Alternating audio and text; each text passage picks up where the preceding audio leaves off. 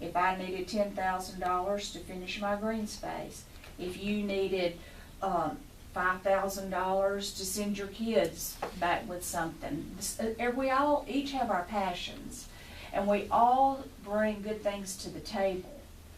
But, you know, and I'll just tell you, it was Charlie that I was talking to because I wanted to talk to somebody that was impartial, that had been in municipal business for a long time, and I can get some more, you know, but I was just thinking that, and of course it would be for tangible things that any other counselor could see, steps, green space, book bags, whatever,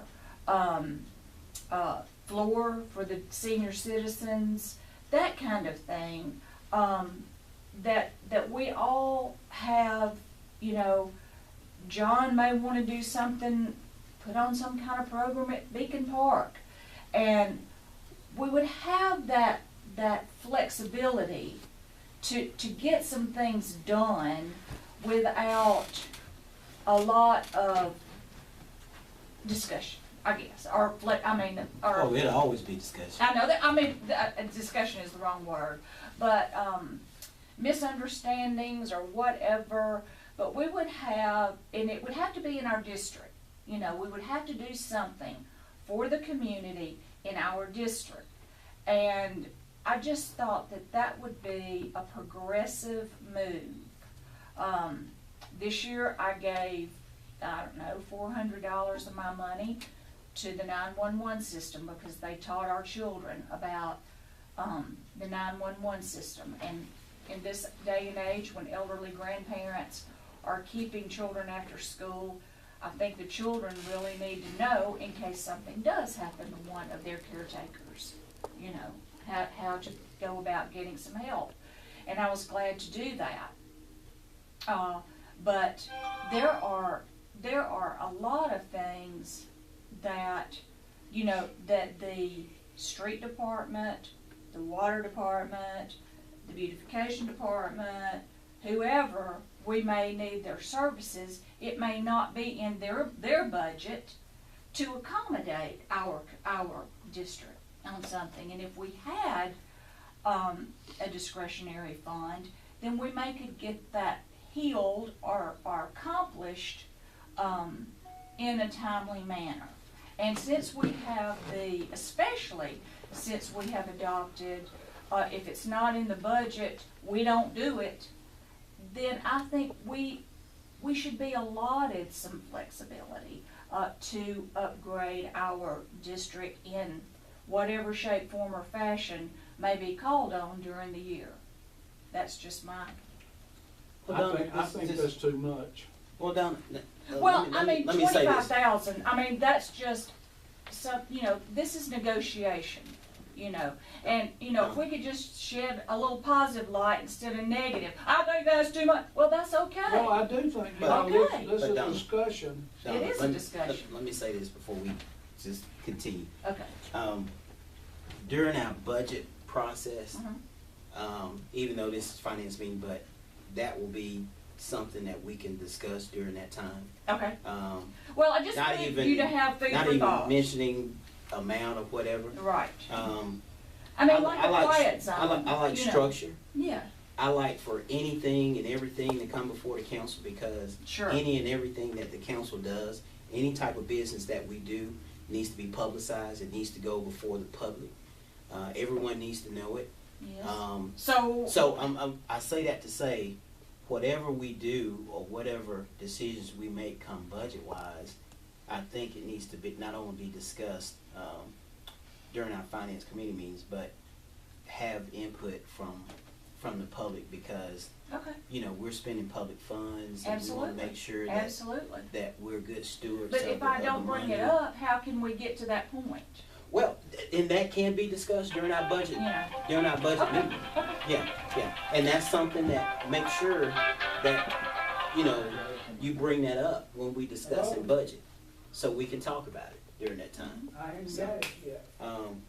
But I hear what you're saying. All right. First part of August, I guess we'll get the budget. What's today? Today is the what, 20? Today's the 22nd. 22nd? Yeah. Okay.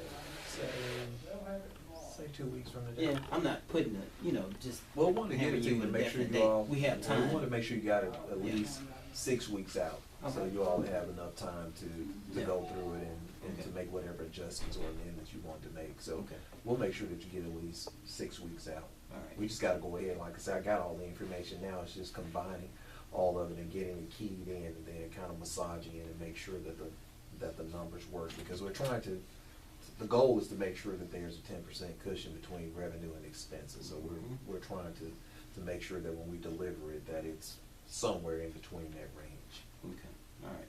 Next on the list is, bids on the water tank. Weren't we supposed to open up bids during council meeting this last time? We open up bids Thursday at 2:00. This Thursday? We only had one bid. Oh, really? And it came from Walker Brothers, which has Clearwater as a subcontractor up under them. So we didn't really have a lot of people to put in bids because I guess it was very, the requirements were pretty strict, what the city was looking for. So I think they Needed, much needed. bid about, it's an 8-year contract, and it's over $1 million, but it's almost $3,000 to $4,000 a month more than we're currently paying. So my recommendation is that we will begin to negotiate with them before we move to the next step. Okay. That's what I was about to ask you. That's more, what did we pay last time? 80,000 a year? Currently, we were paying $7,250 a month, which works out somewhere between $84,000 Yeah. to $90,000 a year. Your memory was good, it was 80-something. Yeah. Okay. And with this new RFP, it's somewhere around, I think, $125,000 a year. Good Lord. Okay. Is that doing more work, more maintenance? Well, Ronnie is on vacation for the next week, Ronnie Burns. So when he comes back off of vacation next week, I've asked him to look at the proposal and see how does the proposal mirror what we're getting now. And then based on his analysis of that proposal, then we will sit down with Walker Brothers and renegotiate another price. And we do not have to accept the bid. Okay. So Yeah. if we can't come to an agreement, we've gone through the process, we put it out for bid. So then we can begin to just negotiate with individuals if that's what the council desires to do. What I would say is another thing, if we were going to go up that much, we'd have to take into account, would be how that would affect the rate schedule, because we're gonna try and bring it up being fully paid for by rate fees within 4 years. But if we up the maintenance by that much, would that throw us to the 6th year or the 5th year, or?